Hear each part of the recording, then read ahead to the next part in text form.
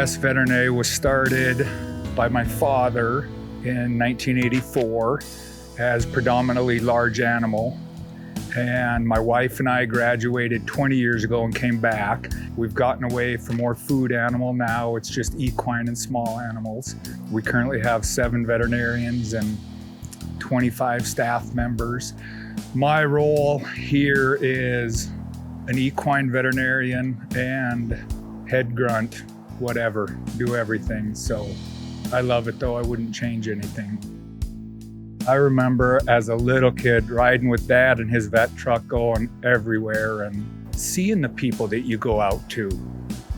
I remember swinging in old barns in Wilsall while Dad was working on horses at Double D, and my boys, they're getting to experience the same thing, and they're out in the ag community. And it's harder now in the valley to see that and to see the ag community. The good old ag people are fewer and fewer, so those are the people that I have the best memories of. It's hard for the ag or veterinary medicine or ag people to continue their way of life, and really they have to want that way of life, because there's a lot of ranches right here being sold for more than that person has made their entire life. Unless you were born and raised or moved with a bunch of money, it's hard to get your foot in the door. I think it's much easier in eastern Montana or those places, but around here it's hard. I think you have to really work at it. And so it's a fine line. You have to really want it to be in the ag around here, and you have to pursue it. And I think if you're a responsible and respectful neighbor, then they will be responsible and respectful also. Challenges facing a new grad for veterinary medicine here. Here in the valley, it's a balance between new technology and old traditions.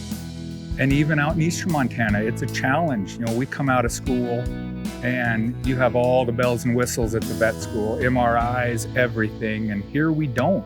So it's a challenge to be able to not have those toys and still get to a diagnosis, but figuring out how you don't need all of that to get to a diagnosis and to help, and see what you can do.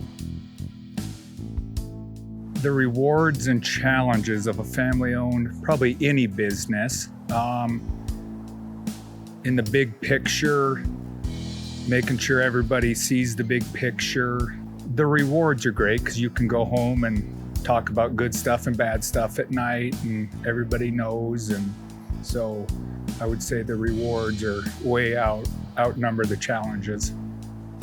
So I like to volunteer at 4-H, the high school rodeo, college rodeo, the college, animal and range science. All those kids from 4-H up to college are young and wanting to learn something. And I think it's important to be able to teach them some practical knowledge on top of veterinary medicine and on top of the stuff that we talk about with them, but the practical part of it. And I love it. I love hanging around those places and talking to people. I think my biggest accomplishments are making the owner and the people feel good. And, we treat the animal, but it's the owner that I love. And our clientele, we have the best clientele in Southwest Montana. And that's my biggest accomplishment, is making, the little girl to the old man happy. And so that's my biggest reward. The keys to success in an agricultural lifestyle and career: be happy with what you're doing. None of us are in this for money, obviously. And so be happy with what you're doing and come home tired each night and be proud of what you did that day.